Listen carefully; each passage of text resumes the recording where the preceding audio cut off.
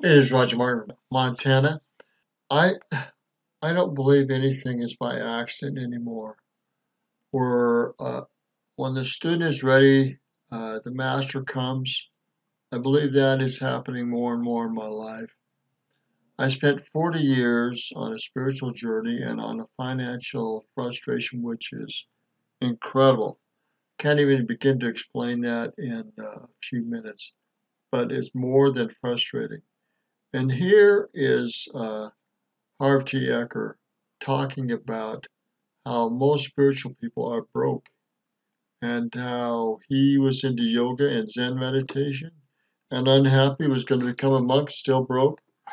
He did become successful in his own physical fitness system and business, one of the first physical fitness centers in the United States. But there's more to this story, so we'll just record a little bit of this. Spirituality do not have to be mutually exclusive. You know what? Trust me, I didn't always know that. I left school after my first year of college because my quest to become a millionaire wasn't going fast enough. I did everything I could to get rich. And over the next 10 years, I went through 12 different businesses and 14 different jobs trying to find my vehicle to wealth. But there were two problems. One, I was still broke. And two, I wasn't happy. So I made a decision that striving for millions was not the answer. And I began studying Zen and the Buddhist philosophies. I went on silent meditation retreats. I had my own guru with whom I studied daily. I was actually considering becoming a monk and living in the monastery. 3 years later, guess what? I was still broke, and worse, I was still unhappy. So striving only for wealth.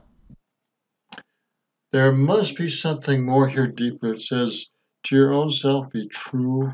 There must be joy in your labors of the day and of this profit and of this business, but it must be connected to your real spiritual gifts and the ability to bless others with those spiritual gifts. I believe this is the great missing key in most spiritual people's lives and in many people's lives, even those that are wealthy and yet unhappy.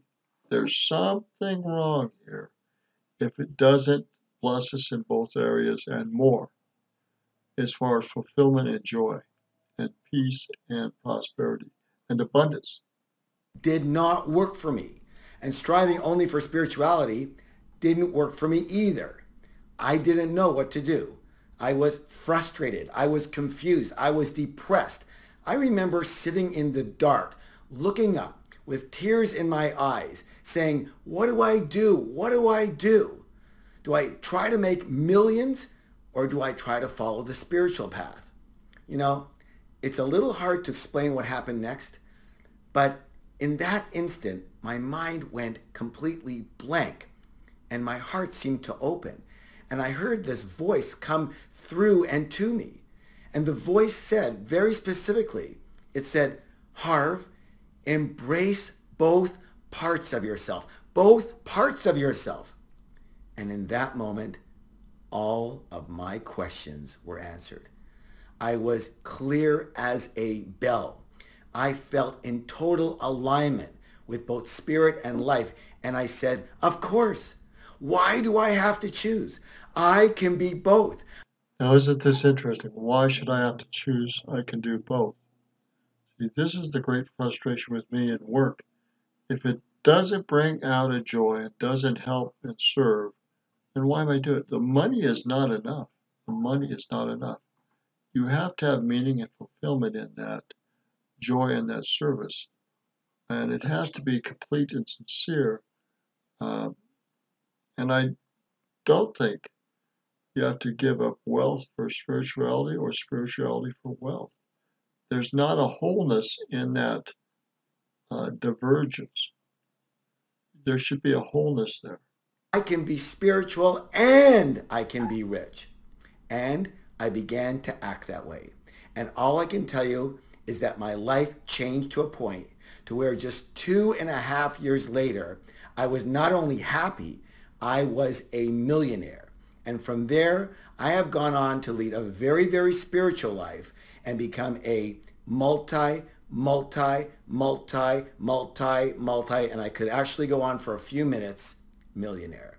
And now I have taught over 1 million people from all over the world how to do what I did and combine inner peace and balance and happiness and spirit with financial success. And the first thing I want you to realize is this, that spirit, that the universe is incredibly abundant. And you know that. There are billions of everything. There's billions of stars. The universe or God or the spirit is infinite and the abundance is never ending. There's no shortage of abundance and prosperity and wealth. Uh, I don't even think God thinks on it in the same terms that we do. There's billions of trees, billions of creatures.